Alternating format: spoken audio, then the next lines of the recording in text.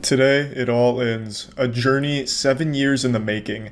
There was actually more time spent building up to this conclusion than there was for the entire Phase 1 of the Marvel Cinematic Universe, and this is a story far more important and far more special. This is the story of Michael Superbacker and the Air Umbrella. I've covered this story for the last 4 years. I made my first video about this situation 4 years ago. To break it down, there was a Kickstarter scam called the Air Umbrella, which promised to deliver some kind of fucking Harry Potter level device where it's a umbrella that just shoots a bunch of air out to deflect rain and keep you safe and dry like an invisible force field. It was able to squeeze $100,000 out of gullible people's piggy banks, and among those people was Michael Superbacker, our anime protagonist. When he didn't receive his Air Umbrella on the scheduled delivery date, he got a little upset, so he posted a comment wondering, where it was. Did it get lost in the mail? Did the mailman steal it perhaps? Can he get a replacement? Just asking questions, and then when it became more clear that it was a scam, he got very upset. Eventually, the Air Umbrella staff and team basically just goatseed themselves in the comments saying, yeah, we're done with the project, get the fuck out, fuck you guys. But Michael Superbacker wasn't taking this lying down. He stayed in the Kickstarter comments fighting for 7 years, demanding they forge him the legendary Air Umbrella Excalibur. And I even made an update to the story only 3 months ago, just letting you all know that Michael Superbacker is still out there, demanding that Air Umbrella arrive at his doorstep one day. And now I am happy to say, thanks to the help of sufficiently advanced Alan, an incredible YouTuber, Michael Superbacker has finally gotten his chance at an Air Umbrella. Let me show you what's going on. First tab. Oh yeah, we can watch the Air Umbrella now. So Alan hit me up a couple weeks ago about the Air Umbrella. He was inspired by the Michael Superbacker story, which we've been covering for the last, 4 years? Sporadically? So, he apparently made his own real Air Umbrella for Michael Superbacker to complete the saga. I haven't seen the video yet, but I did know it was coming. And I'm so fucking excited. I feel like Michael Superbacker, upon actually receiving an Air Umbrella, is just going to fade away into dust. Like his time on this realm will end, because that was his last purpose, the only thing anchoring him to this realm. More on them later. Exit Prime Slum, Oma, and Monopoly. Full. This is He has actually done that, so a little heads up for anyone unfamiliar with the Michael Superbacker story. The Air Umbrella was a Kickstarter gone wrong. It was a big scam. Got $100,000. Michael Superbacker, along with others, were demanding their Air Umbrella. And they all try the same thing everyone that's going through the stages of denial try, which is invoking the Kickstarter code of we are owed a refund. And when that didn't work, Michael started treating this like his sailor's log. It became his diary. So he's written on the comment section of the Air Umbrella so much. I've learned so much about Michael as a person just through his comments on that Kickstarter. It's so good. It is one of the most interesting pieces of internet lore. Maybe we'll get an extra present/reward smiley face. If only he This will be the last knew. smiley face Michael ever commented on this page. A few months go by and Michael starts having doubts. It said a December delivery. It's January 9th and I haven't received my umbrella yet. Thanks to the Are resub they sim. already sent out? Where the f is my money? Where the There he is. Pretty much the only person left. It's time to get serious. The Michael Superbacker YouTube channel has 0 He hired a videos, private doesn't have eye. featured channels. He's been commenting on my channel for the past 2 years, so I did recognize his logo. Is he talking about Wait, Air what? Umbrella on your channel? No. Hold on, what? I didn't know that. This is so thorough, Alan. He really went full Sherlock Holmes on this case. Who does he like on YouTube? Audrey. I can find her. And using Audrey, I can get to the source. So I tried really hard to find it, because I'm pretty convinced Michael Superbacker did send me an email at some point, which I responded to and never got a response back from. I feel like maybe Michael Superbacker is a hostage, and he's only allowed internet access in brief moments of recess. Very sporadically over the last 7 years, he's been able to use the internet. And he spent the majority of that time commenting on the Air Umbrella post as maybe a cry for help. Maybe if he went through all 238 comments he's left and take the first letter of each comment over the 7 years, it spells out his location, longitude and latitude or something. But I'm almost certain, though I couldn't confirm it, that he did email me once. So I know he is like a living, breathing person. He's not like Cleverbot. Not that that's helpful to the search, but I'm almost certain. Well, that was easy. Well, that search didn't take long. He was probably the first comment on this video. I have no doubt he also set a speedrun world record. No, but this is the real Michael Superbacker, I can already tell. Yeah. Look at the merch, where is it? Oh, here.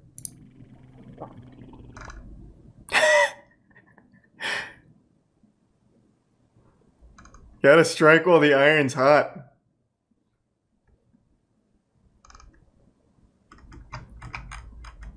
I say, yeah, let it fucking ride, Michael. He's trying to get his money back. Well, yeah, but now he's got an air umbrella. It only took them 7 years, and they changed manufacturers. A few nights ago on stream, I watched a little bit of a video called I Got Divorced Over Yu-Gi-Oh! And I went into it, you know, like lollipop and spinny hat, thinking it was going to be like good, silly fun. Like I thought it was like an exaggeratory title where he was telling a story about how his wife walked in like Seto Kaiba and ripped his blue eyes, and then he said, "Enough is enough. We'll play a shadow game to decide the fate of our marriage," and then they divorced or something. But the reality is, it's a very honest and open look at an unhealthy relationship, and it's one that I went back and finished the video for and have been thinking about since.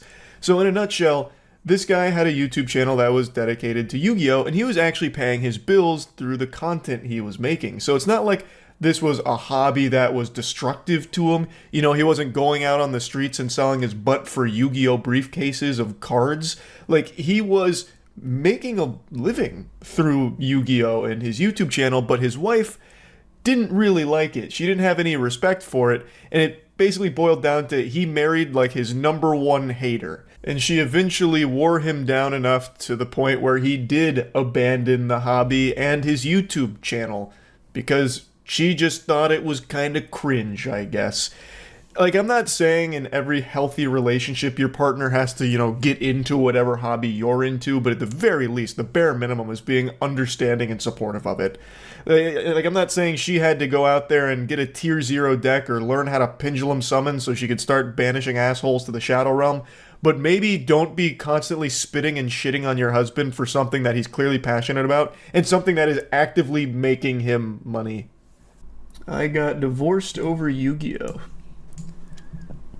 I need to say this. Let me just say it straight out the way. I am no longer married, and I'm divorced. More time for Yu-Gi-Oh! You can grind. YCS pretty soon, I think. Can't remember when the next YCS is, but you got so much time now. When I met this woman, and I told her about my Yu-Gi-Oh! Stuff, she hated it. She didn't like it. She said that, hey, you could do something better with your life. You should go back to school. All right, I hate that. Man, just let someone have hobbies. Like, who cares? It's not hurting anyone, not hurting you. It's nerdy, sure, who cares? It's a hobby. I bet she had stupid hobbies too. Everyone does. I said, you know what? Maybe she's right. And you know what I did? I sold all my equipment. I sold my YouTube channel. Whoa. I sold all my camera stuff. I'm like, you know what? Maybe it is time to move on. Maybe it's time for me to do something better with my life. Not knowing that at that time, what I had was very special. At that time, something that I chose to do, YouTube, I gave it up because someone said, hey, you know what? Maybe it is time to move on. You got to do something better with your life. There are times where someone's hobby is detrimental to them, whether it's financially draining or mentally draining. Like, that is a problem, and that's where you'd come in and say, like, hey, maybe it's time we look for something else, try a different path, and move on to something else. But that's not the case here. This guy had a channel, and his YouTube and Yu-Gi-Oh! Hobby were helping sustain him and pay bills. So her coming in there, fee-fi-fo-fumming around, marching up to him, saying, like, you gotta move on, makes no fucking sense. Like, that's so stupid. Just basically saying it's time to grow up. You know, this is a children's card game. We don't do this as adults. It's time you be a real man, a real adult, and start doing crypto scams. Like, it's just silly. And she's no longer here. And this problem persists. She told me at that time, hey, you want to meet my mother? You need a car. Because I didn't have a car at the time. I was doing YouTube. I was working from home. I didn't need to drive anywhere. Chasing the dream. Yes, YouTube is what I did for a living. It's how I paid my bills. And I was street performing also. How did I street perform? I just catch the bus 20 minutes down the street, played my horn, went home. I never needed a car. Even though I explained to her, this is what I chose to do. Why did she even come into your life then? It sounds like she didn't respect your hobbies. She didn't respect your drive, your passion, or anything. Why the fuck was she even here? Just to completely change you? That's sad. And there's definitely a limit too. Like, if you're obsessed with a hobby and it's actually a detriment on your life, which it doesn't sound like it was for him, then I can understand someone coming in and be like, all right, look, maybe we need to reevaluate this. You know, maybe, collecting fucking, I don't know, jelly beans and putting all your money into antique jelly beans is, taking its toll. Maybe we should look at other things so you can get out of the house. You can start, finding something else. I get it. But it doesn't sound like it was to that point here. This is just sad. I imagine the channel was generating income. He just said he was paying his bills through YouTube and street performing. So he was making money. He was perfectly sustaining himself. At least that's the impression I get. She was probably embarrassed to tell her friends what he does for a living. Well, then don't be with him. If you're embarrassed of your significant other, why are you with them in the first place? That's on you if you don't respect them. Don't be with them. It's bad for both you and the partner. I feel like this probably happens a lot, although I've only seen it happen to one of my friends once, where he got with a girl that just really didn't like anything about him. Well, what are you doing there? Why are you choosing to be with this person if the goal is to change everything about them, to turn them into a blank canvas for you to paint on?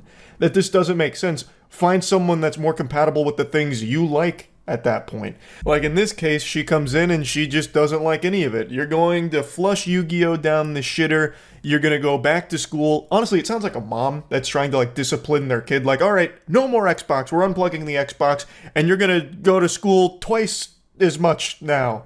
Somehow. We're going to find extra school for you to go to. It's just so fucking toxic. This guy was doing just fine. He was providing for himself through his passion, through his ambition, his hobbies.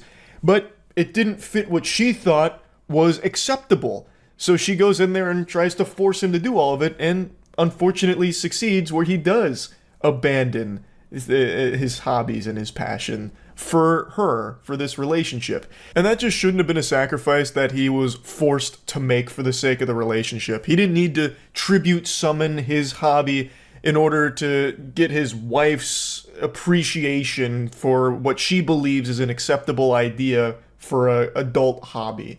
It was making money, it was paying his bills, and it's something he loved doing. Why change that? There's really no good argument I can think of for it. Sounds like she just hated Yu-Gi-Oh! She must have been more of a Digimon gal.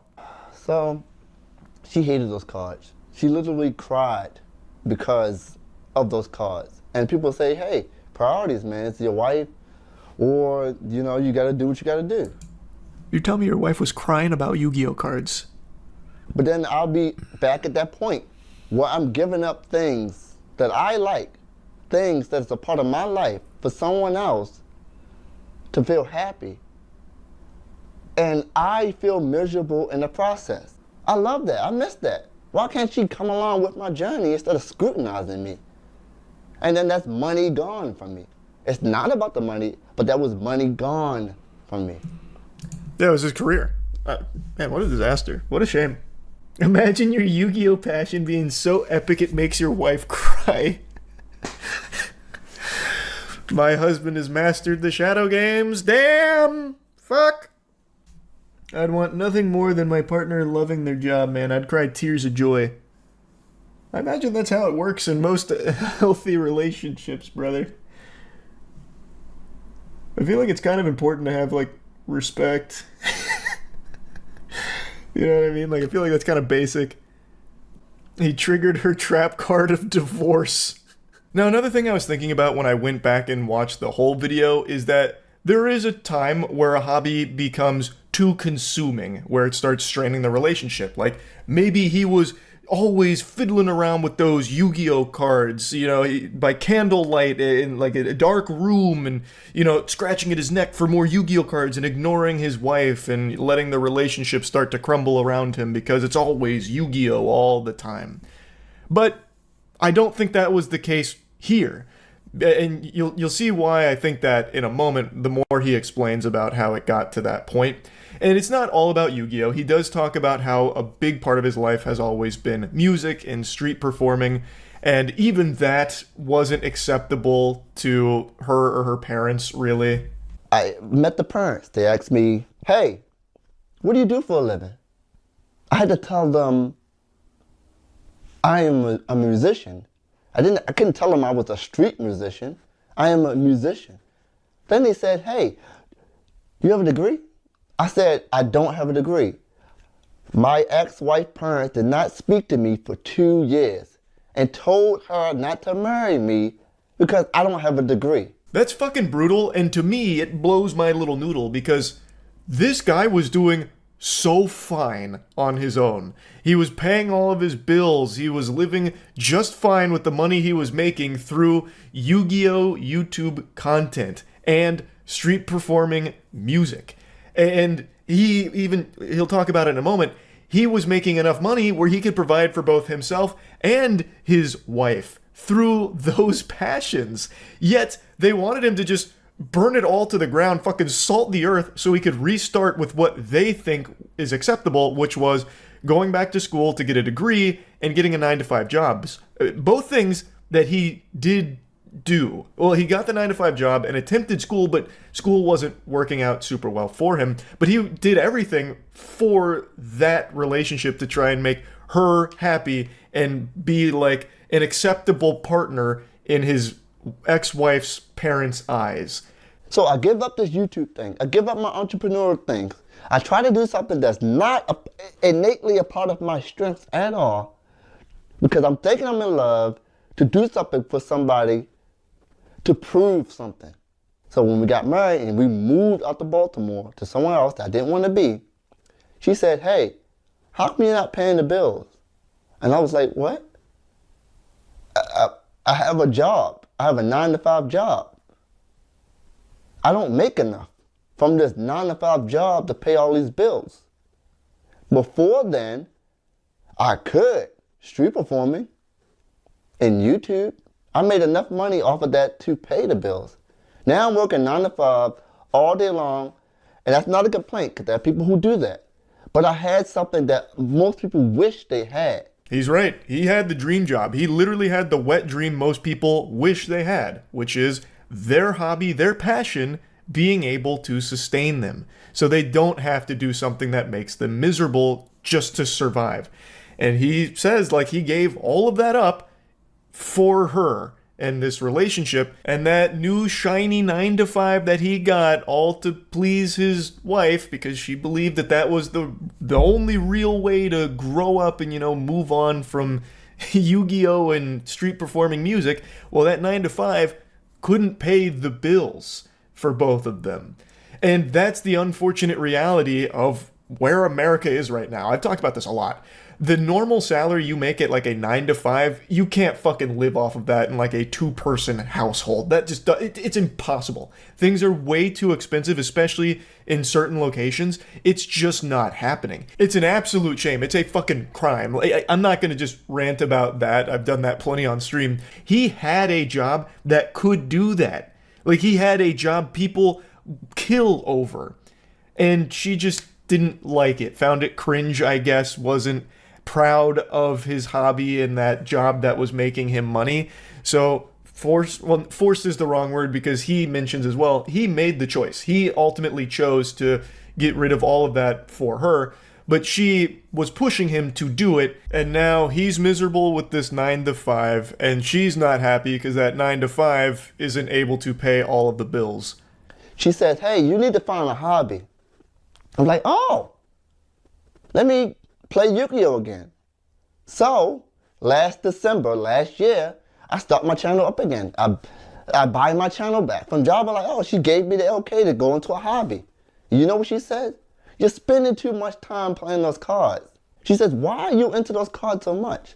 I said, hey, I need to make a video about something. After selling everything and starting over, he does eventually get back into Yu-Gi-Oh! To a certain extent where he picks up the hobby again, but his wife still just hates that the hobby he picked up was Yu-Gi-Oh! And YouTube. So he goes on to say how she just really didn't like it. That's when he gets into saying how she would like actually cry over Yu-Gi-Oh! And that's where I was saying, like, if it was completely consuming his whole life, where he was ignoring her and everything in the relationship was starting to just dwindle because he was too preoccupied with Yu-Gi-Oh!, I'd understand it. But from what I'm seeing and like going back to his channel, it doesn't seem like that was really the case. He was talking about how since he'd been away from the game for an extended period of time, he needed to relearn it. He needed to catch up on all the new things with Yu-Gi-Oh! So he could make content around it. So he'd be able to be knowledgeable on it, which is perfectly understandable, I'd say. And it doesn't seem like he took it to an excessive degree. It's his passion, it's his hobby, it's what he wanted to do, and it's what he was doing, so he wanted to get back to it. He recognized just how much of a gift being able to do that and make money off of it was, and he wanted that back. So he was getting back into the hobby. She still really hated it. One thing led to another, and now they're no longer together. And it seems like the big reason is because of Yu-Gi-Oh! The deeper issue is that she had absolutely no respect for his passion, and she wasn't supportive and seemed like was embarrassed of him. So it's two people that should have never been together in the first place. He gave up everything he loved to try and make her happy, but she was never really happy with the man that he actually is. So it's just very incompatible, and they tried to make it work, and it didn't work. And both people, I think, were not happy as a result of the relationship. Hopefully going forward, they both find better partners. Hopefully this guy starting over on his YouTube channel, luckily he was able to buy it back. Hopefully he is able to find that success that he once had. And yeah, just kind of wanted to talk about it because I just found it to be one of the more honest videos I've seen on the platform about a subject like this. So yeah, that's really about it. So yeah.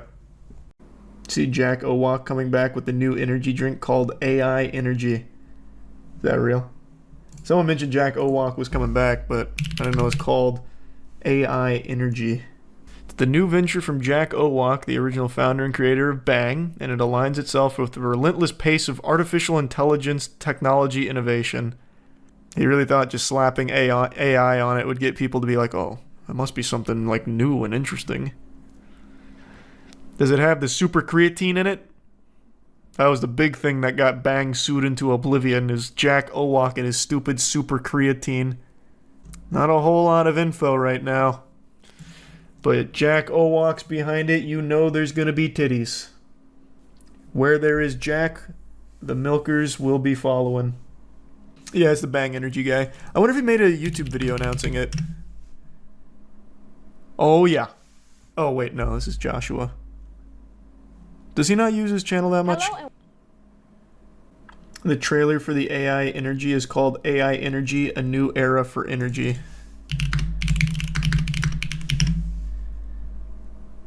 Oh man, this looks really awesome. You and I set the beverage industry ablaze, creating the multi-billion-dollar performance energy drink category. Jack, the only thing you set ablaze was your company, brother.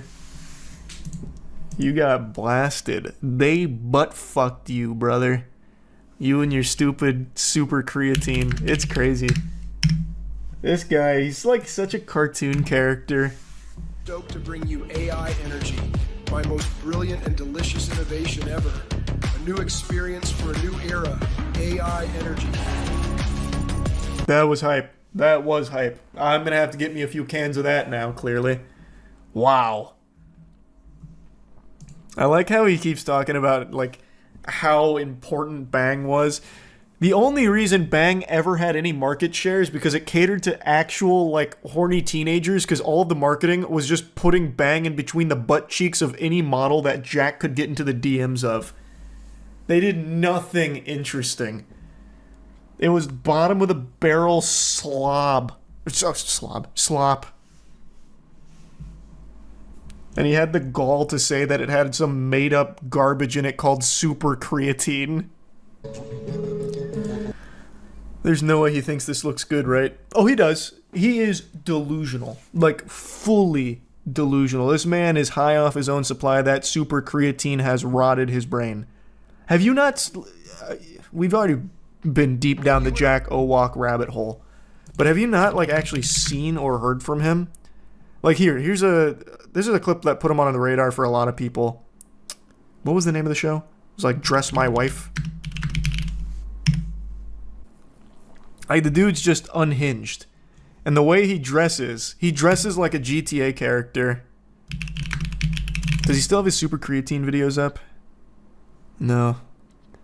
I think just Fillion has a few of them, and then here's me making fun of him. Damn, he took it down. But he wears like these crazy, like either pure gold suits with like these giant bang chains, or he has like this really cool purple one too. Like, he's just a weirdo. Whoa. My breech home birth story, unmedicated labor and delivery vlog. Can nothing just be private anymore? And why is Jack Owak shirtless like he delivered the baby? Is this his knee right here? What is he doing? Is he squatting, or is that his pec? I can't even tell what I'm looking at. This man's anatomy confuses me. I think he's squatting like on a squatty potty type thing. What does his family content look like? I've got to know. Telling my husband we are pregnant with baby number 6. Emotional. Like, Jack doesn't have human emotions anymore. It's all AI generated in his DNA now. And argue that in the comments below. He's still wearing the bang chain. But Jordan, there is no Jordan. This video's a year old. Bang was already blasted to the Shadow Realm by this point. Why is he still wearing it? Big things come in small boxes, you know, especially on Valentine's Day.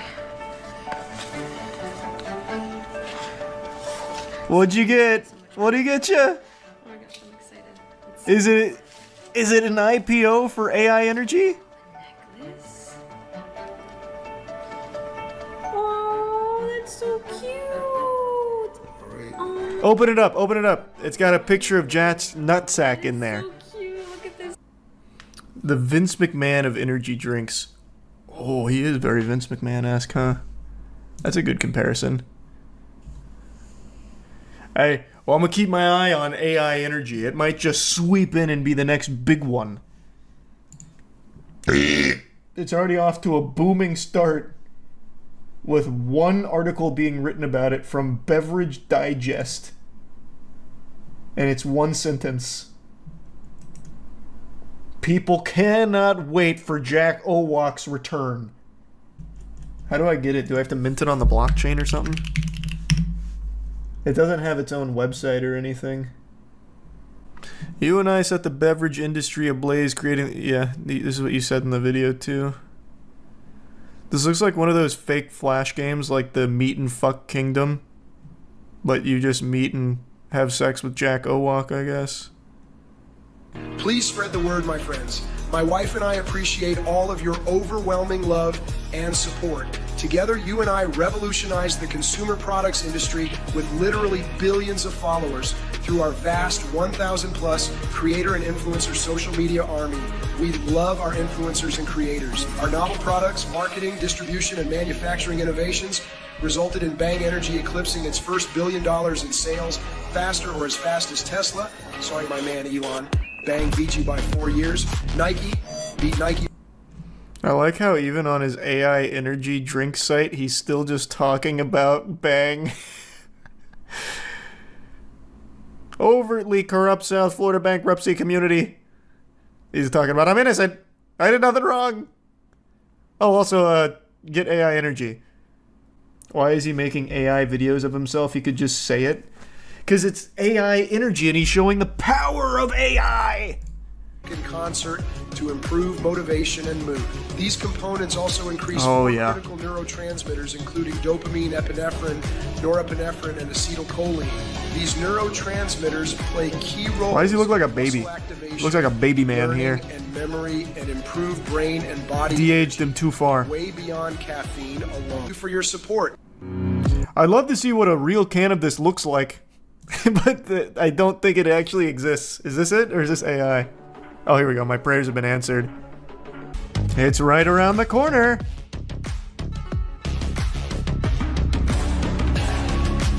I feel like smoking would be healthier than drinking this. Feel-good sensation will excite beyond your wildest imagination. He's just saying actually nothing. Nothing he has said right now means anything. Oh, they become experts in artificial intelligence. By that, Jack means they generated a few Shrek memes using Midjourney. Because artificial intelligence is increasing at such a geometric and exponential rate, human intelligence will likely never keep up. However, I do believe AI energy combined with other factors like practicing an instrument or sport or engaging in other repeated critical thinking activities has the potential to increase brain power and human intelligence, both acutely and over time. He has the gall to say that drinking AI energy is going to help increase brain power and human intelligence to compete with AI. Why are you even calling it AI in the first place, Jack? This has nothing to do with AI. AI doesn't even look good. Isn't this guy a billionaire? Well, yeah, but he's generating these himself. He is literally making these himself. It's written by AI. Probably. I have 30 years statements in the article have not been evaluated by the FDA. Consult a healthcare provider. Yeah, this is just normal disclaimer stuff. That's pretty cool, Jack. Pretty fucking cool. Order it. I was thinking about it, but I don't even know if it'd be fun as a joke. I feel like it's just gonna be dangerous. This is Jack Owak, Unchained. No supervision. This man would sneak nicotine and fucking Fent into these. I don't know. I don't think it's worth. I'll wait to see if people survive the first wave. They're not going to stores. Since he's not selling them in stores, there's not going to be any real oversight. He's just selling them online. It'll be like pink sauce. It'll be like pink sauce in a can. Kevin O'Leary has quickly become one of my least favorite people on this planet. He is unfathomably cringe, and yet he is still extremely vocal and can't stop chirping about his 40,000 acre data center in Utah. He's doing this nationwide humiliation ritual where he's going on like every platform imaginable, just be clowning himself publicly.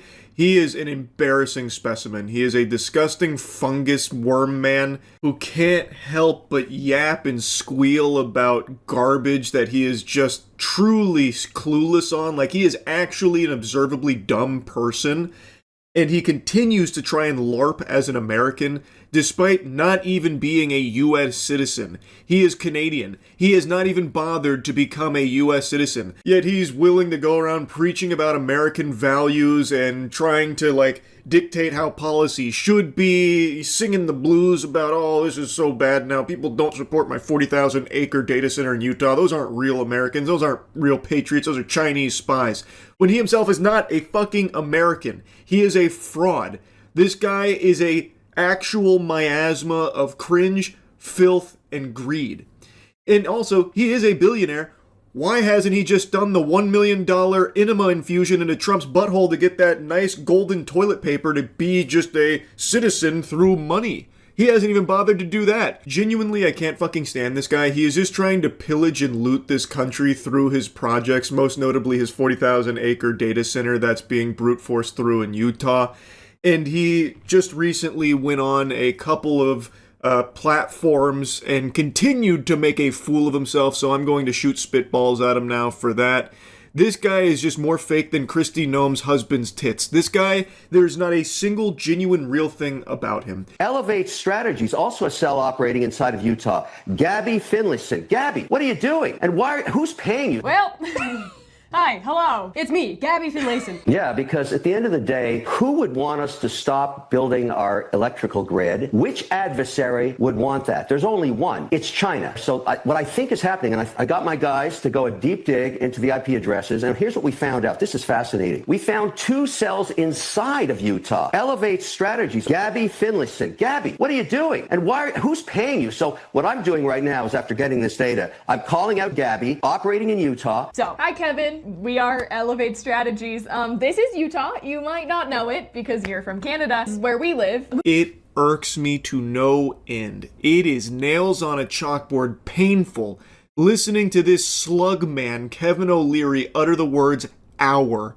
Having those words leave his filthy, corrupt, contaminated lips that are used solely to kiss ass drives me up the fucking wall. What do you mean our, Kevin? You're not American. Why are you saying our electrical grid? You are not on the team, bud. You're not even on the bench. You are not in this at all, Kevin. You can't speak for Americans. You aren't one. You don't even bother to try and become one either. It is a complete disregard for this nation. You use it solely to line your own pockets. You fucking suck, man. Now, he's trying to call out Elevate Strategies, which is an organization in Utah, and he's saying that they're actually Chinese spies, and he thought he had like this gotcha moment, this dunk where it's like calling one of them out by name, Gabby.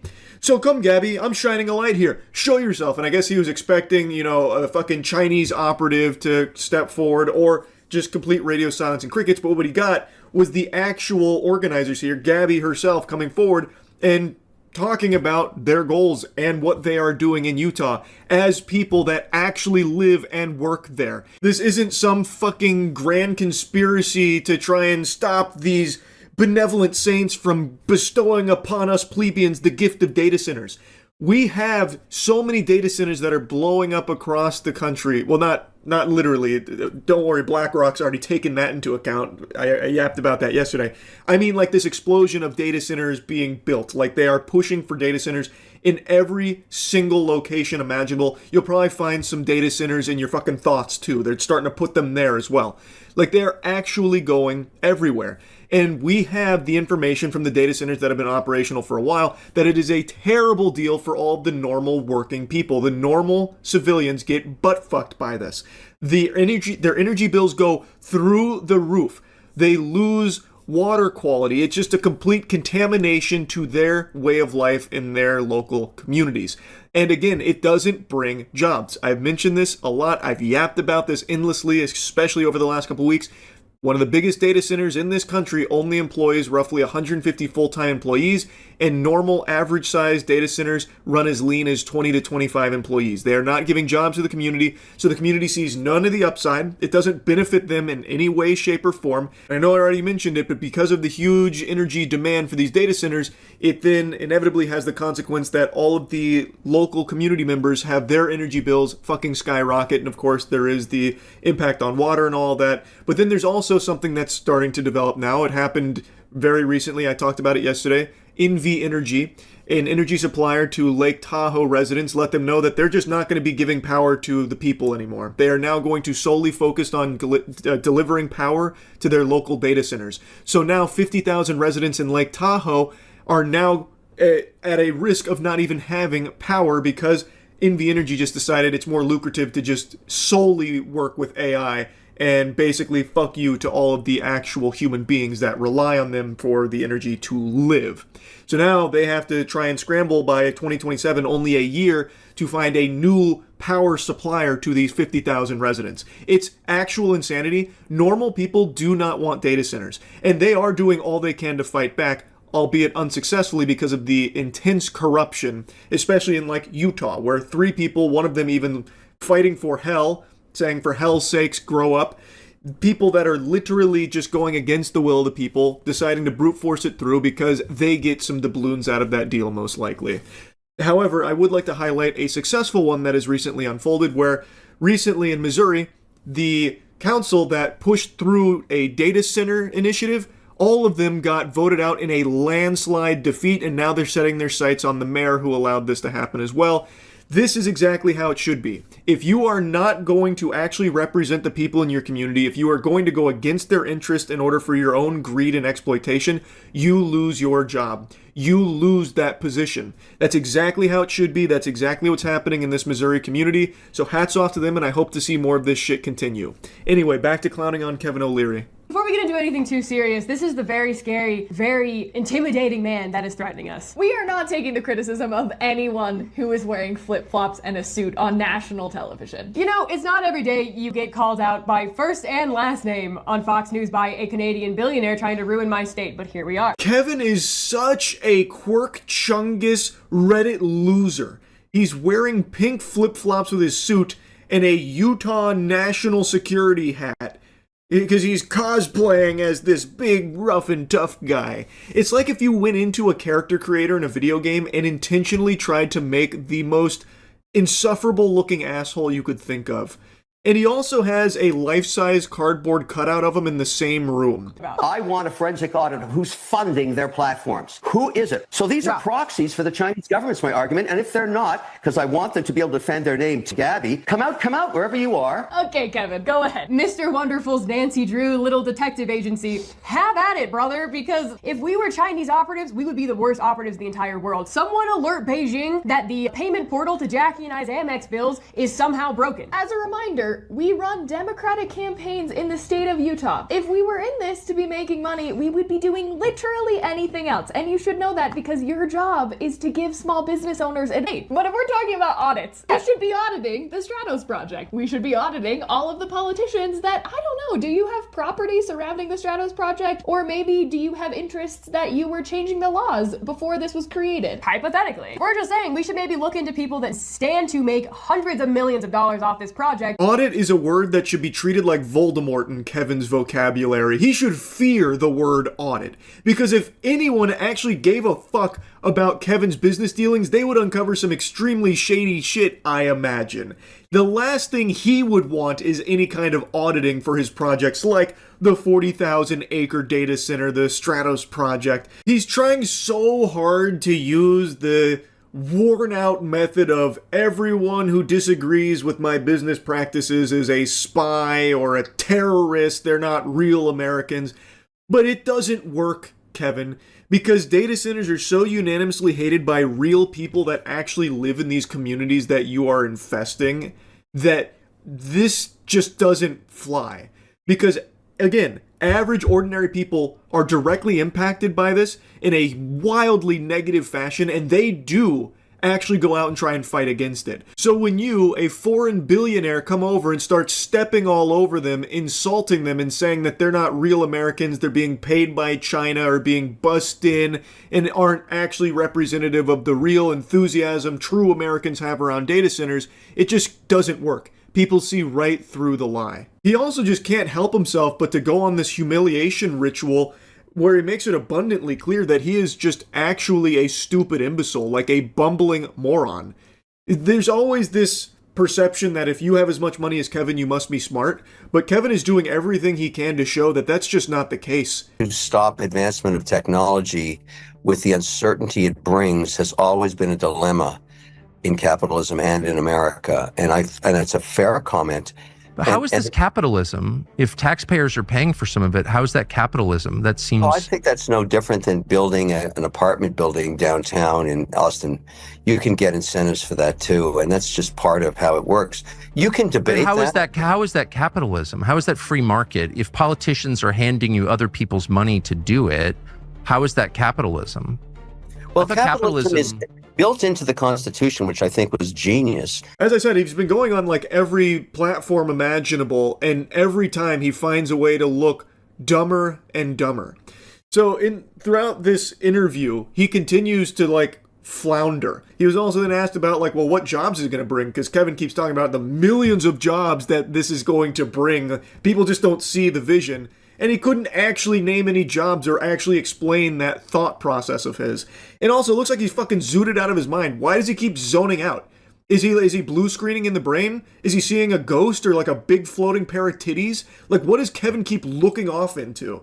Is he that shy, maybe? I don't know. This guy just super sucks. And it's not just the AI data centers that he's doing his best to go to bat for and defend tooth and nail. He also just loves to go on and talk about, like, American policies and stuff and his view on how that should be. The problem with that sentiment is that you were born in 1954. Yeah.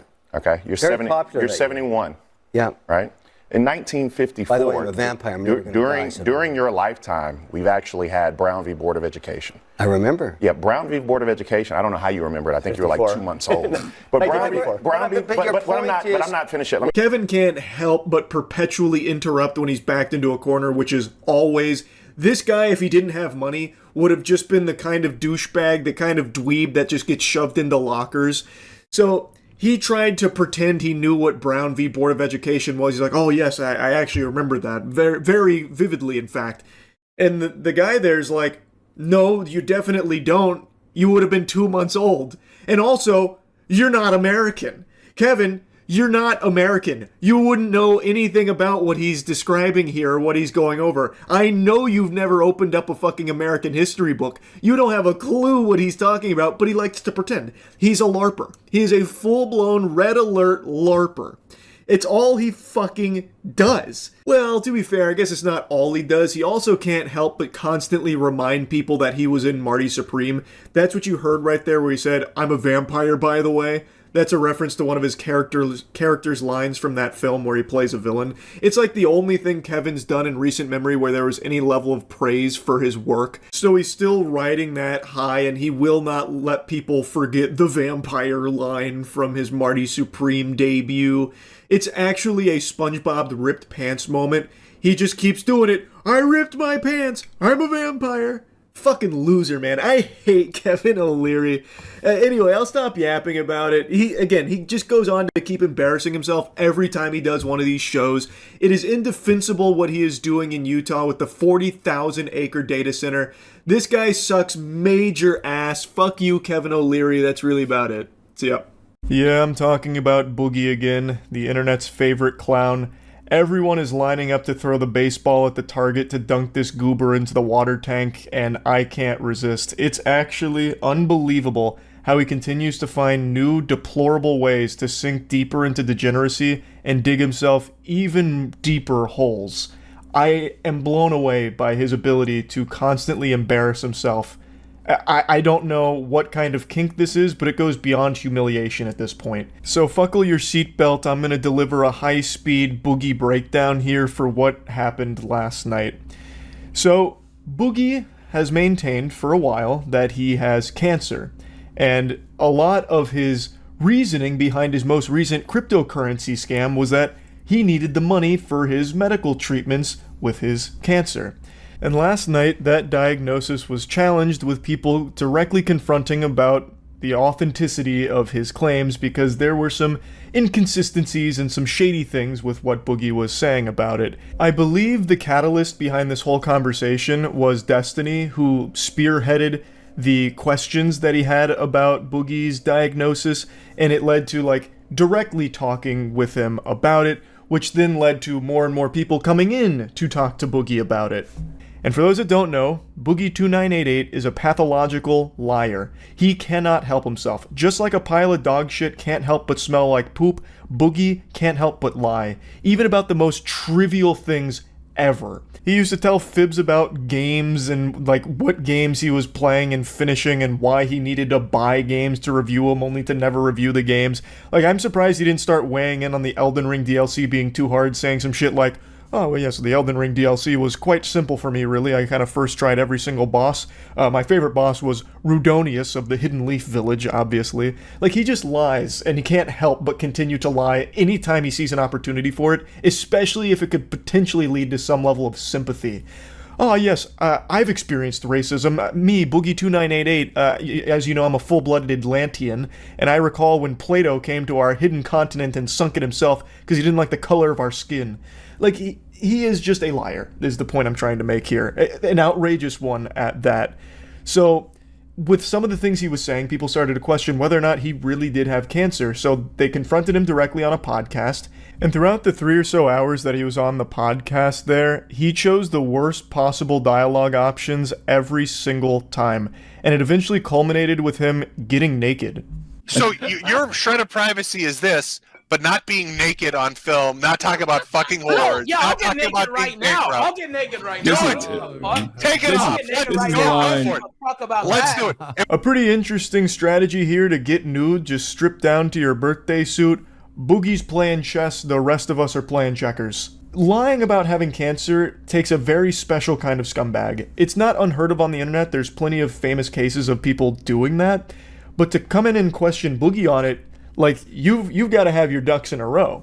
And Boogie, when defending himself, refused to show even a single shred of evidence to push back against the claims, and the claims had more evidence than Boogie did about his diagnosis.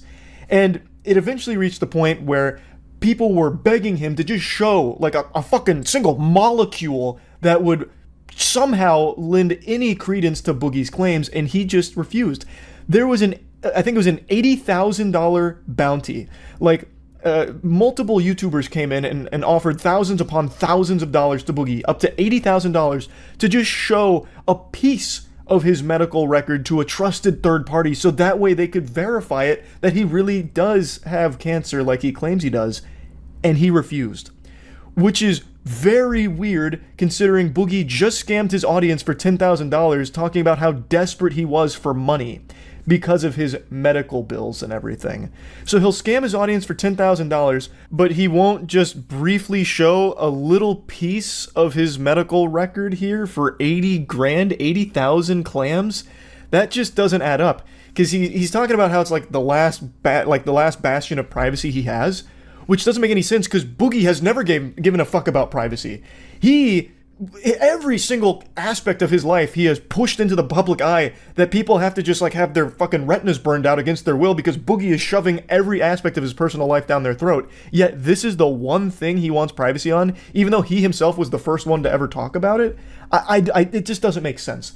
So it's definitely not looking good for Boogie after this. He's since deactivated his Twitter account and everything, which probably is only temporary. He's addicted to Twitter. It's like a heroin addict. Like, I imagine he's going to go back to the needle here to Twitter. But for now, it's looking like his ham got steamed on this podcast. It doesn't look good here. Of course, it hasn't been 100% definitively proven that he's lying about his diagnosis or anything like that, but the whole situation around it is very weird for sure. And I just want to show you a little bit from it. Now, a buddy of mine, whom I'm sure all of you have heard me talk about in the past, Jackson Clark, that's a name that lives in infamy in the mind of Boogie. Jackson Clark is Boogie's boogeyman. He mentioned Jackson so many times unprompted in this podcast that the other hosts were left stunned, wondering who the fuck is Jackson? Because Jackson has, for a long time now, been pushing back against a lot of what Boogie has said and done to his audience. And Jackson, a while back, did talk about the diagnosis on Twitter, and it has, I guess, weighed heavy on the psyche of Boogie. Yeah, I'm never showing any of these motherfuckers my medical paper. Go fuck yourself. I said that 2 years ago, and I'm staying by it now. Destiny, Jackson Clark, Keemstar, you can see it when I fucking die. It's my fucking goddamn medical record.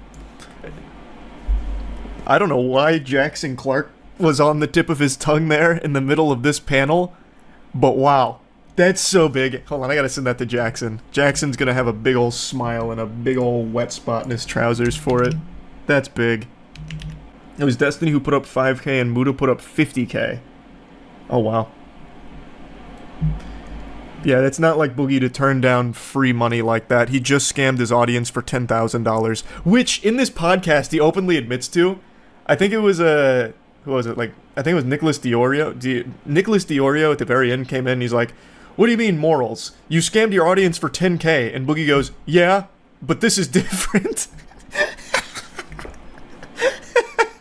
He's like, "This is two separate things." Because I'm insisting on it. Because Drop I'm the microphone. No, wait. Why would you have to insist on a biopsy if you can confirm? But this is basically the whole podcast where they are picking apart Boogie's story and just begging and even trying to offer him tons of money to prove that he actually has what he says he has. Where does he mention more Jackson, though? Goddamn medical records. And I don't want one of you motherfuckers feeling sorry for me. I don't give a fuck. Yeah, you do. Okay? As You Mike hate just me got as much quiet. as you fucking want. But that's I'm taking one goddamn thing with me. And this is a decision I made when Jackson Clark demanded this shit 2 fucking years ago. And it's Turn a your mic decision up. I'm fucking sticking to here 2 years I don't know who later. Jackson Clark is. I don't even know if I'm getting... That's incredible! Jackson Clark, he did it again! First and last name! He's doing it! He's doing it! That's so huge. And now he looks like a pioneer for being the first to request the Panama Papers on Boogie here. And then 2:43 on the dot, Jackson mentioned again. This is like a Where's Waldo game. Alright, so 2:43 mentioned again. Getting his name right. It's fucking Moist Critical's butt buddy. I don't fucking know. Why do you keep They do calling a him podcast Jackson together. Clark? I don't Wait, he's getting name dropped again! know his real name. What is it? What do you mean you don't know his real name? You've said it 4 times. Jackson Clark. You think that's an alias? A first and last name alias? His real name's fucking Steve Cheeseburger? And why you pretend you don't know his real name? You tweet about him every now and then after blocking him so he can't fight back. That's his pseudonym. He's using it like J.K. Rowling. I'm gonna let him have the right? win. I'd break some type of law. I'm gonna let him have the laws, win. yeah. I'm gonna let him have the win. What's the reasoning behind that? Why are you letting him have the win? Because as I said to Jackson Clark 2 years ago, or at least said about Jackson it. Clark. Yeah, I am not sharing my medical records. I'm not sharing this with the internet. This is for me. I'm good. How much money did Jackson Clark get you to fucking say his name? Yeah, I know, right? On this stream. I don't know. Great advertising, yeah. I mean, it's good. It's good for Jackson Penguinz0. Penguinz0. Jackson Clark. Penguinz0. Jackson Clark. Check it out. Buy Fattycoin. There. That's, honestly, put that on the back of the DVD box. That is so fucking flames. Hold on, I'm telling Jackson timestamps. Get Jackson on stream. He's sleeping right now. It's Australia. He's not up yet. He actually hates you too. He does. He absolutely does. 100%. But he hates everyone that doesn't immediately fall in line and agree with him. What's crazy is he doesn't hate Keemstar, who literally invited him over to his house on the 4th of July just to throw ice cubes at him and bully him. But he hates everybody else. Literally everybody else. It's so odd. It's super weird. I don't know why he hates me and Jackson so much more than everyone else. I genuinely do not. I have talked about Boogie twice. Once with his crypto scam and once with the documentary that dropped where he talked about how his life fell apart from buying hookers and everything and still had a crazy ego about how he deserves to fuck tens. And all kinds of heinous shit. Those are the only 2 times I talked about him. And comparatively to everyone else, I don't even think I was that mean. I gave him legitimate advice about maybe instead of scamming your audience, you should just keep making YouTube videos. He averages 20k views per video. If you just make a video a day at that average, he would be able to support himself with at least $10,000 a month. Easy. Bare minimum. Like, I feel like, honestly, it was pretty reasonable. But maybe he doesn't like to hear that. He'd rather people throw ice cubes at him in person. I don't know. I really don't know. You guys did make fun of him in the documentary for like an entire podcast episode. Yeah, constructively. Like, if you're going through all these health problems, maybe don't start every day with a Mountain Dew after you take off your fucking CPAP machine. Like, that's constructive. I think. Like, instead of a Mountain Dew, anything else. And maybe just doing fucking acid in the middle of the forest with a fucking shaman is not going to be the therapist you need. I know, yeah, I know. They brought in everyone for this one. It's certainly not looking like Boogie was telling the truth, shockingly. But who knows? Maybe for some reason he really is refusing like $80,000 in order to keep this last bastion of privacy, which isn't really private considering he was the one that talked about it first. Watched all 4 hours. He doesn't hate you and Jackson. He thinks Jackson Clark is your real name and Charles White is one of your internet aliases. No, that's not true. He knows we're separate people. Now you're just making shit up, but I love that. I love that idea. Jackson Clark is my Australian alter. So a couple of quick things. I have made 2 videos on Boogie ever, but he has become a pretty common topic on the podcast where we talk about some of his more recent shenanigans.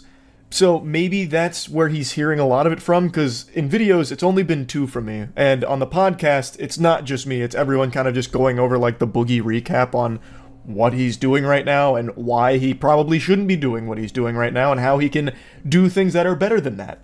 Like maybe that's where he's seeing a lot of it from, where he gets this idea that I'm always, shitting on him or whatever. And the other thing I actually want to dive into a little bit is where I briefly mentioned that if Boogie would just make a video a day, or at least increase the frequency in which he creates content, he would be able to support himself. And he wouldn't need to resort to scams or lies or these elaborate ruses to try and squeeze milk from a stone here and shake down the last remaining audience he has for their lunch money. He could just support himself through what he used to do, which was make content. Yes, he lost most of his audience once they started to take a peek behind the mask, the facade that he put up, then they noticed that he's like the goddamn Babadook, right? He's a monster. But his channel was so big that even losing the majority of his audience still leaves him with a very sizable audience left. That's bigger than like 99% of other channels on the platform already. And averaging between 20 to 30,000 views per video is sustainable. I have another channel, and I've talked about it a couple of times, called Skill Check.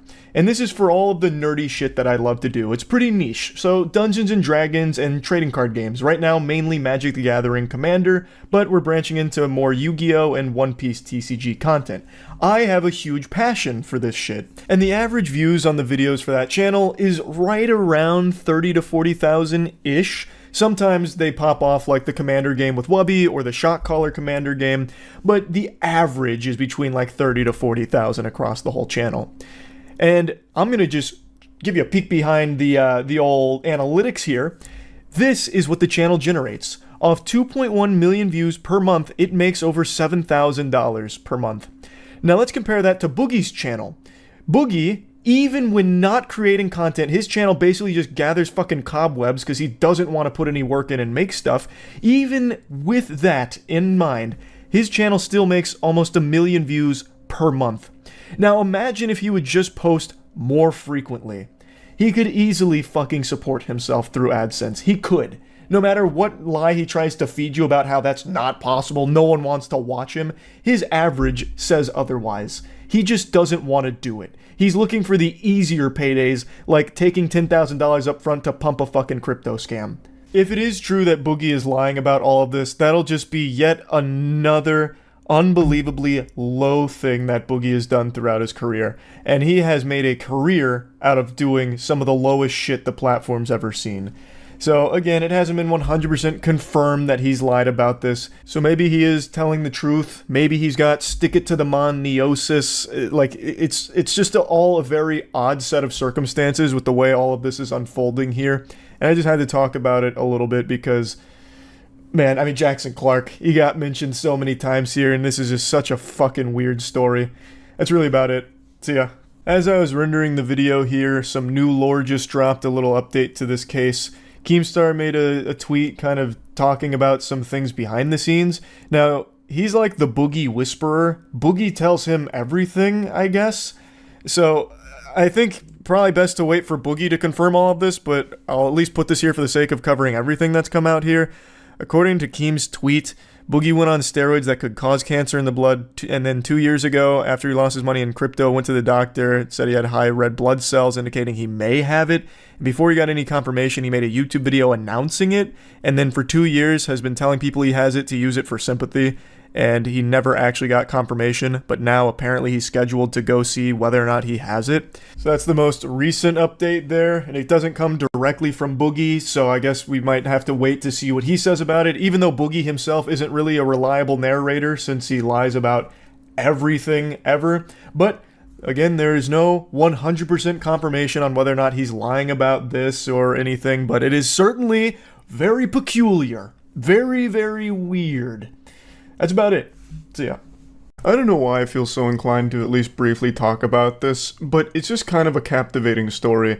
I'm sure you've at least heard some whispers about this supervillain, but there is a serial sperm bank donor who has now fathered over 500 children, which has caused a lot of outrage because there are real dangers associated with this, because he's got more kids than a male seahorse, right? And they deliver like 2,000 babies at once. He's on track to match the seahorse numbers. So the problem is, these kids will grow up, and there's a chance that they find each other and never know they're related. So it could lead to inbreeding and incest. It's an incest concern, which is why a lot of people now are starting to rally against this sperm donor, because it's a big deal. He has too many kids. He needs to be cut off. The bartender needs to shut that shit down at the sperm bank. Tell the goddamn milkman here that, you know, no more deliveries. They've got plenty of supply for a lifetime.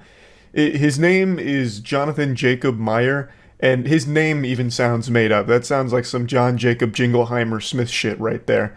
But he's apparently well known in the sperm scene. In fact, he was even blacklisted from donating sperm in the Netherlands in 2017. It is just a legitimate problem. I went over it a bit more on stream, so I'll show you some clips from that before getting back into it. Did you hear of the serial sperm donor with 500 plus children who's being sued for increased incest risk? Yeah, what's his name? Caleb texted me. It's like he has like an NPC name. It's like John Madison or something. Well, it's probably not John Madison. That's one of the fucking founding fathers. But oh, it's James Madison. What's the guy's name? Jonathan Jacob Meyer. Jonathan Jacob Meyer has donated sperm to at least 13 clinics, including 11 in the Netherlands, where he was blacklisted in 2017 for fathering 102 children. Man's out here trying to be the next Genghis Khan. Be the dad to half the population. The group alleges that the serial donor has lied about the number of children he's fathered. We're taking action against this man because the government is doing nothing. He has global reach via the internet, and he does business with large international sperm banks. Do they like him? Do the sperm banks like him? Is he providing them like a valuable service that they defend him? I have to imagine they have access to plenty of sperm. They probably don't need them, right? Would I ever donate sperm? Probably not. Not even because I think it'd be like a yucky, weird experience. I just feel bad because I'd condemn a kid to be short. And not everyone can deal with such a burden. Yeah, I wouldn't want him to grow up to have like short man syndrome, like short man rage. If I had known he had already fathered more than 100 children, I would have never chosen this donor. When I think about the consequences this could have for my child, I'm sick to my stomach. Going to the court is the only way to protect my child. That is quite an interesting situation. He's fathered so many children that it's now a non-zero risk that those kids grow up and then they end up, you know, reproducing with each other, not knowing that they're related. Do you think this is a kink of his? No, I think he's just some kind of like B-tier supervillain from a comic book. Like he hatched this nefarious plot, and it's a long-term con where it's like, I'm going to fill the Netherlands with, you know, hundreds of my children and they'll never know. And then the inbreeding will commence and lead to generations of brain decline. I'll destroy the Netherlands from the inside out. That kind of thing. Holy shit. An Australian couple paid over $6,500 to a Danish fertility clinic for his sperm. What? We chose him because he was worldly, creative, and very intelligent. He was open to meeting his donor children, and he looks like my partner. It sounds like she was just attracted to him. He could have just given it to you au natural. You probably wouldn't have even had to pay $6,500. He won't be stopped. I think it's disgusting. I'm incredibly angry and disappointed. I can't believe I have to tell my child that he has hundreds of siblings. Yeah, it is kind of fucking wild. So right now, it's a civil lawsuit against him because he knowingly continued to donate sperm like an absolute madman, just tossing these things out like free samples at a mall food court. And he did it at 11 clinics in the Netherlands, which has led to over 100 children in the Netherlands alone. And he continues to donate it internationally as well to spread his seed even further across the planet. He himself is saying the reason he keeps donating so much sperm here, like gallons upon gallons of it, is because he just wants to make sure everyone can have the joy of having a child, and he's doing his part to give them the tools necessary for it, I suppose. I don't think he realizes just how big of an issue it is to father more than 500 kids like that. I mean, it's not like a small thing, right? You would hate for those kids to end up meeting each other, not knowing that they're related, and then leading to fucking inbreeding, right? That's terrible. That's awful. I'm hoping they do win the lawsuit against this guy, and I'm hoping the sperm banks are going to do their due diligence to ensure they don't keep using his samples.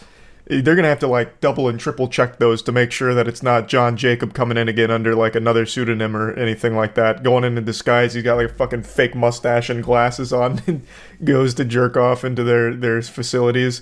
So yeah, it is actually pretty distressing. So just wanted to talk about it because the whole thing's wild. That's about it. So yeah. Did you see the drama about a Boston Marathon runner shitting in a dude's yard? The dude complained on Reddit, and then the Boston subreddit defended the runner that shit in the dude's yard. I'll check it out.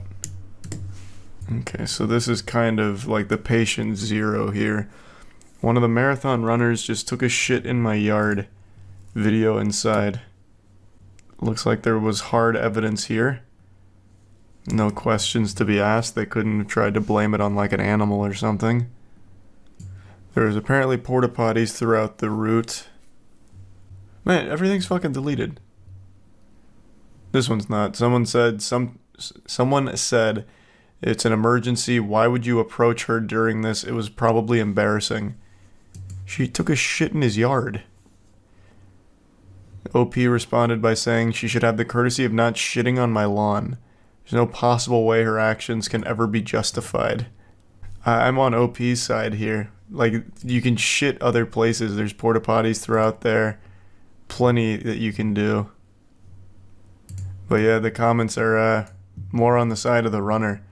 I think this is one of those astronomically rare circumstances where it can actually be justified. What do you want to happen now? Don't fuck up this woman's life because she didn't want to shit herself.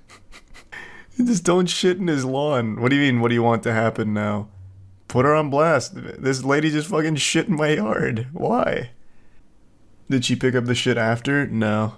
She left it there and continued running based on the other comments I've seen. Oh my god. Wait, these comments, this is like the most Reddit shit I've ever seen. The comment said, OP should take a lesson from this post. Being a decent human actually requires some effort. On her part, like, just to have the decency not to shit in the yard. Yeah, here it loaded. Yes, you have some ground to stand on because this person... Yes, you have some ground to stand on, too, because this person some personal shame. But what else do you get from it? And all of OP's responses there are so focused on my, and even stating in no circumstances is this justified. Quite showing of how this person is developed. No, yeah, obviously he has some ground to stand on, but that ground is covered in shit. That's the problem. What the fuck? So focused on my. Yeah, it's his fucking yard that she started shitting on. What? This is crazy. This is crazy. At least this one's got downvotes. The other one was updated. But he probably got downvoted because of terrible grammar. His grammar was more shit than that lady's ass. So they probably downvoted for that, because the other ones are updated. At least we're getting to a point where some of these awful takes are fucking downvoted. Damn, OP, you didn't even offer the bathroom. Boo. Right? That's the humane thing to do. Do you want to clean up in my house? You're right, OP should have been out there with his baby wipes helping her wipe her ass. Maybe get her some Imodium and water while he's at it. Shut the fuck up. You can invite some stranger into your house after she poops in your lawn. Finally, a man in the Boston subreddit with a fucking brain in between their ears. Yeah. What are you talking about? Didn't even offer the bathroom. What's he supposed to do? Be monitoring his ring at every hour of the day, making sure there's not some vigilante pooper coming through?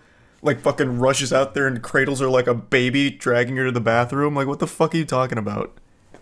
What kind of chaos? What kind of madness? What world are we living in? What kind of fantasy? Please, madam, come inside. Use my toilet. Use my facilities, quick. Put your sphincter away. There's better choices. Don't embarrass yourself. Again, at least this one has downvotes. You're acting like someone pooped in your yard for fun. She's running a marathon and didn't know what to do. It's not like she could just go home. Yeah, it's gross, but she was probably already embarrassed about the situation. Fucking hold it till you get to the porta potties, or even at the, even at the bare minimum, just shit on public property. Like shit on the street. Just anywhere else. At least bury it. And if you know what, and I'll go a step further. If you're going to shit in someone's yard, at least have the decency to pick it up. Like a dog. Marathon runners shit their pants all the time. Half the sport is being able to push your body to the limits and accept the consequences. I don't know how common it is, but there is an iconic photo of a marathon runner who's approaching the finish line with fucking doo-doo running down both of their legs. And they have like this really grimaced expression on their face. actually just covered in more shit than like a baby who filled their diaper. The video is on Twitter. Let me see. You can't really see anything. This guy's got a huge front lawn. Some people also came around the corner and caught her in the act. I don't know if those are like marathon judges making sure no one poops themselves or something, like the goddamn defecation police, but like 2 people come around the corner and actually watch her shit on this man's lawn. Did she not wipe? Well, she didn't pack baby wipes or toilet paper for the marathon. She didn't expect to be shitting in it. Tactical shit drive-by. Yeah, looks like it. But yeah, she just leaves it. Doesn't even look like she makes an attempt to clean it up. That is foul. So the better option was for her to shit herself instead of going in someone's yard. Do you hear how ridiculous that sounds? Like you'd rather someone be covered in shit and publicly embarrass themselves instead of have a corner of poo on your lawn. It's literally part of the sport. Nearly 60% of marathon runners report shitting themselves. I think you're pulling this out of your ass. This stat is just as shitty as this woman in the yard. Like, I don't believe that. But yeah, there's a couple of other options. Fucking poop in public on the street outside of other people's property, or if you're going to poop on someone's yard, treat it like a dog shitting and literally pick it up after yourself. Yeah, 100%. It looks like that's all we got. That was quite a journey. That was an adventure. First off, runner's diarrhea, as it is known, is a real thing. A study published in the National Library of Medicine in 1992 asked 109 long-distance athletes about their bowel movements during runs. 62% reported that they had stopped for a bowel movement during training. 43% said they had nervous diarrhea before a race, and 51% said they had experienced diarrhea after a race, and 12% reported full-on fecal incontinence while running. That is shockingly high. But that's probably why they have porta potties throughout these marathons, for situations just like this. I guess I don't know how close together those porta potties are, though. Maybe there's like a big gap in between them. Yeah, wild situation. I didn't realize how common poopy pants were during a marathon. I thought that was kind of like an isolated incident. What you did was wrong, but I'm sure in her mind it was sheer panic. Hard to say what you'd do unless you're in the same shoes. Yeah, I'm sure. I mean, like I said, I don't think this was premeditated. I don't think she planned on shitting in someone's yard that day or anything. But even still, like if you know like the floodgates are opening, I would say just do it on like public land, or at least clean up after yourself. Like find some bushes on public property, shit there, or clean up after yourself at the very least instead of just leave it like it was a hit and run, like a drive-by.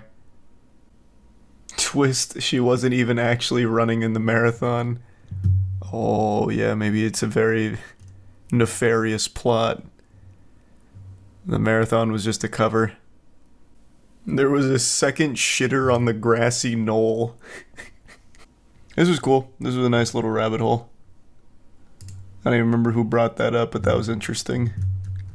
I just watched an unbelievable freakout where an argument between 2 boat captains escalates to piracy, basically, where one of the dudes boards the other vessel like he's playing Assassin's Creed Black Flag. It's like a scene out of Pirates of the Caribbean before they added in all of VFX. It's so fascinating how this dude just blew a gasket, had a conniption over a problem he himself caused. He was the genesis of this entire thing. And yes, the other guy was saying mean words back to him in this argument, but that doesn't give him the right to board that boat and try and fucking start swashbuckling with the guy. So the name of the loose cannon captain is Brock Horner. People are calling him Brock Horny Horner, and he has a very interesting lore. Quite a rap sheet, which we'll get into towards the end. I want to show you the video first. He boarded the boat of someone named Gage, and Gage captured this entire interaction on video and posted it for everyone to see. What, like 5 in the morning? Yeah. Yeah. You busting me out? Nah, that was the dude in that boat. Were you the one that came through the middle of the bridge? Was that you? Yeah, that was me. Yeah, I was here, but you ran in front of the other dude over there. You were cussing me out, dude. Bro, you ran right through the middle of the bridge while we were all fishing. In the middle of the fucking night, the guy didn't have any lights on. Bro, we were all fishing here. The fucking... He didn't have any lights on. All right, bro, I'm not gonna do this with you, bro. I'm not gonna fucking do this with you, bro. Like, it's not the right time, bro. You know the laws? Bro, you can't come flying through the middle of the fucking bridge, bro. Bullshit. Yes, I can. All right, bro. So a bit of the background. Brock Horner is a charter captain, and he's got some people out with him. 2 of the people on this boat have apparently come forward. I've watched 2 TikTok videos from 2 different people claiming that they were on this boat. Both of them condemning Brock in a big way. They did not like him at all. And they also corroborate that this started when Brock drove his boat really fast under that bridge there, and now he's accusing Gage of cussing him out after he did that. Gage is saying, no, that wasn't me, that was a different boat up there, you disrupted all of us. And Brock believes that it's Gage, and Gage didn't have his lights on, but Gage is saying, no, brother, that wasn't me, that was that guy that cussed you out. But now Gage is getting angry because now Brock is attacking him, so now Gage is cussing him out, for sure, because Brock is looking like a fucking fool right now. He's looking like a full clown. What are you trying to do, bro? What am I trying to do? What are you trying to do, bro? You want to fucking go? I don't want to fucking go. I want you to get the fuck out of here. Big tough guy? Tough guy? You pulled up on me, motherfucker. Yeah, I did. Yeah. What are you gonna do about it? Nah, shit. I'm fishing, you fucking... Like, bro, get out of here. Like, what? What are you trying to do? Act like a tough guy in front of your buddies? No, I'm not. Dude, all these motherfuckers know I'm tough, motherfucker. Bro, all right, bro. I will always love that statement, like, no, I'm tough, I am tough, because I'm telling you I'm tough, and everyone here knows it. I'm the toughest there is, and you don't tussle with the muscle. I'm so fucking tough, I'll eat a bowl of rusty nails right now and put 2 fingers in my butt. Well, how about that, huh? What do you feel about that? Like, that's shit Wes Watson does, Pegged Watson. He literally talks like Wes Watson. You know what? Get going, bro. We're all fucking war veterans. We're all raised. Well, thank you for your service, bro. And you're gonna talk shit. Thank you for your service, bro. But that doesn't give you the right. Pussy ass fuck. All right, bro. All right, whatever. I appreciate you for your service, bro. But you don't gotta run through the middle of the bridge, bro. Dude, if your guy doesn't have his fucking lights That's not my guy, bro. That's just another fucking dude, bro. you have to have lights on. My lights were on, bro. My lights were on. Guess what the fuck happens? You die, nothing happens to me. Right, okay, bro. Keep thinking that. No, that's the fucking truth, dude. All right, bro. Keep thinking that. Put your fucking lights on. Bro, my lights were on. I wasn't sitting there. Okay, that's not my dude, bro. As is common for the current day and age, there's a lot of people on Brock's side saying the kid brought it on himself. He's clearly in the wrong.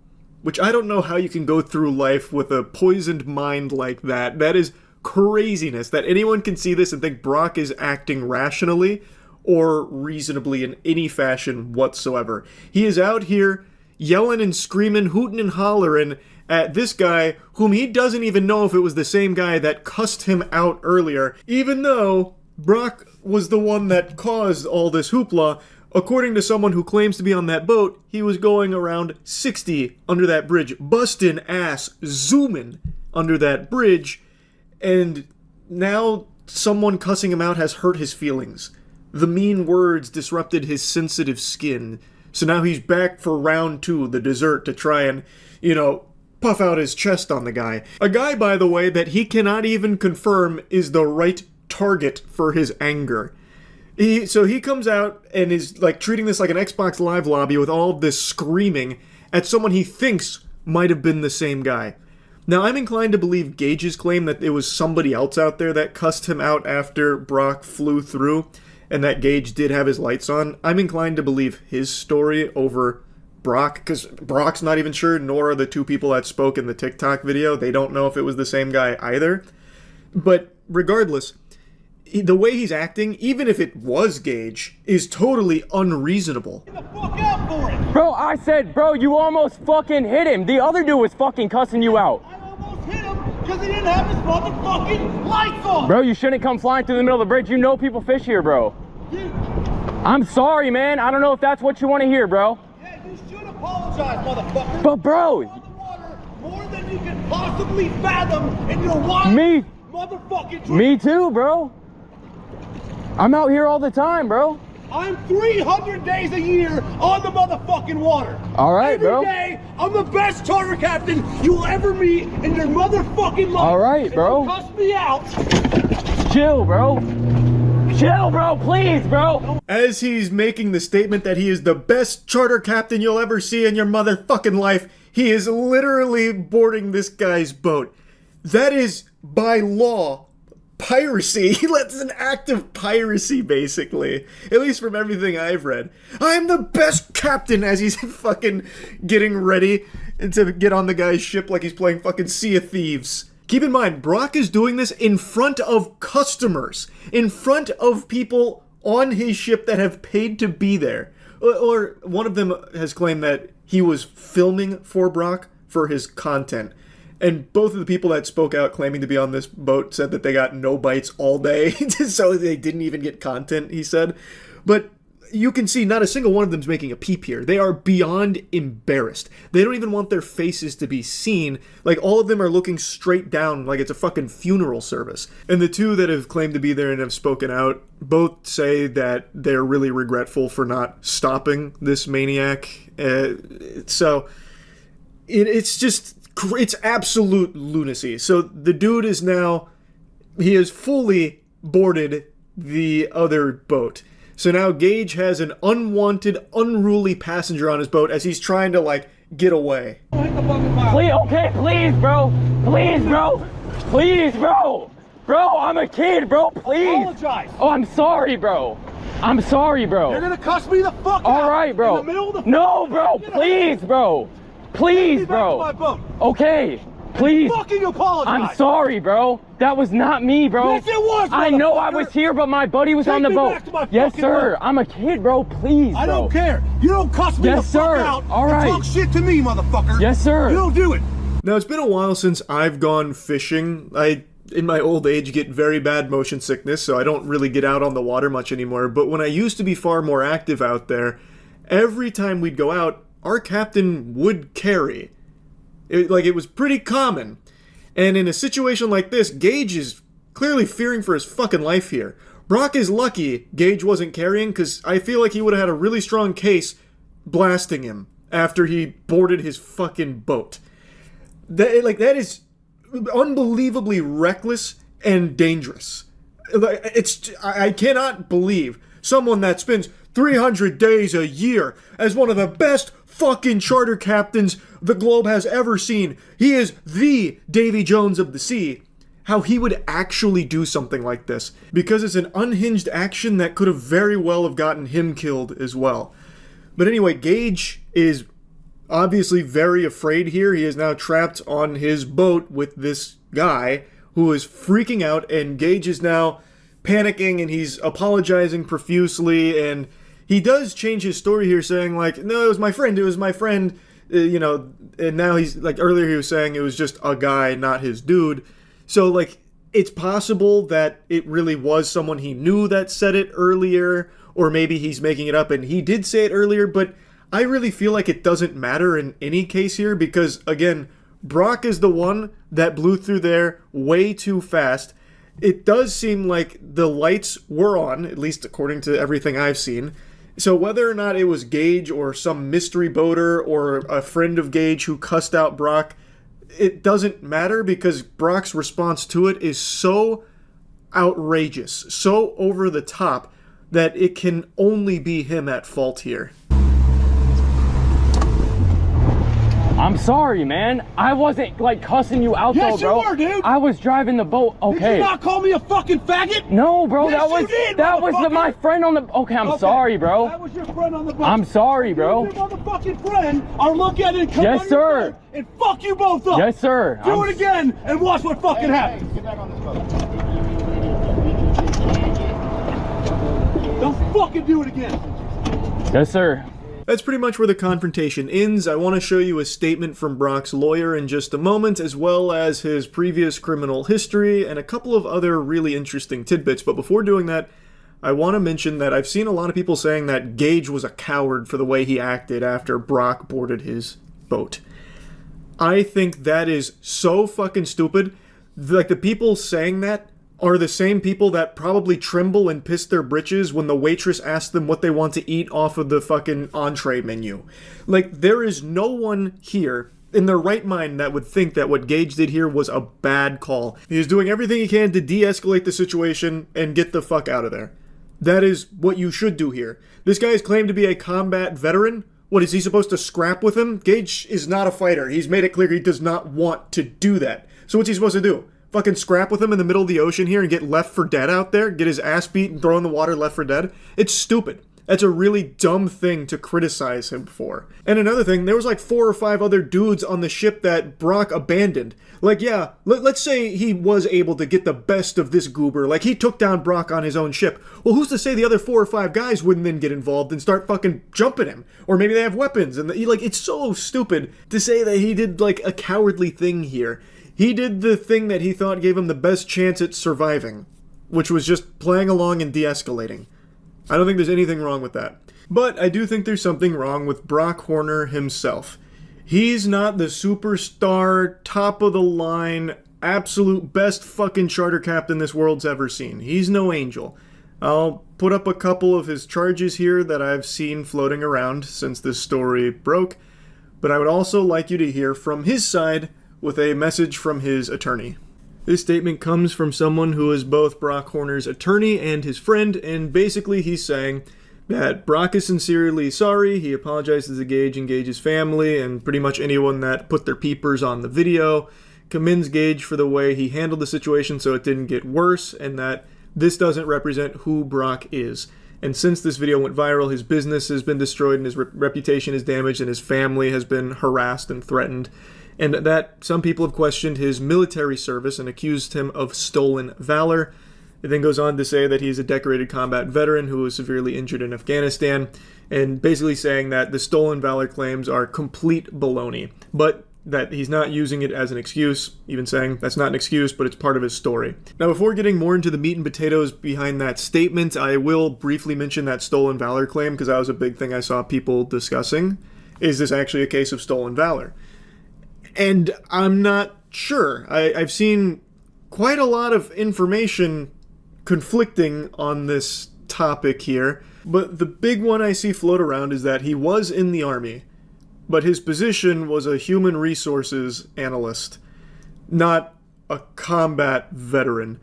I have no idea if this actually is a case of stolen valor or not, but it has been a big discussion point, and I don't know if it's actual stolen valor, if he was a human resource analyst or what. But that's why that was mentioned in that statement from the attorney. I have no clue whether or not it truly is stolen valor. But what I do know is true is that his business is in the shitter. It went straight into the gutter as a result of this. And it's not like that's without warrant. Why would you want a charter captain who's one mean word away from fucking blowing his lid off and literally charging a stranger? That puts your life in jeopardy too. You do not want to go out to sea with someone that unhinged. It makes sense why people would stop doing business with him and why his business would be damaged so much from a video like this coming out. Like, that checks out. I've also seen quite a few posts about things that he is apparently selling now as a result of all this, so there's been people kind of clowning on him, going, here's the best goddamn charter boat captain in Florida, maybe the world, who's on the water 300 fucking days a year, a combat war veteran with the esteemed Army Rangers. He has been vetted and it has been determined that this is a lie. He was the best goddamn E3 human resources analyst the U.S. Army ever trained. Tarpon Coast Fishing Charters Captain Brock Horner. And then pictures and information about a lot of things that he is allegedly now putting up for sale. Again, I don't know if that human resource analyst claim is true or not. I can't find definitive proof on, what actually is the story with his background in the service or anything like that. But regardless, the way he behaved, there is no excuse for, there is no justification for whatsoever. Again, even if Gage was the one behind all of it, his lights were off, he did cuss out Brock. Even if that is all Gage, the way Brock responded to it is still completely unacceptable. Like, 100% unacceptable. So, yeah, I just wanted to talk about this a little bit because it was such an interesting rabbit hole I dived down. So, like I mentioned, 2 of the people that claim to be on that boat have made TikToks talking about it. So just a crazy freak out. Anyway, that's really about it. See ya.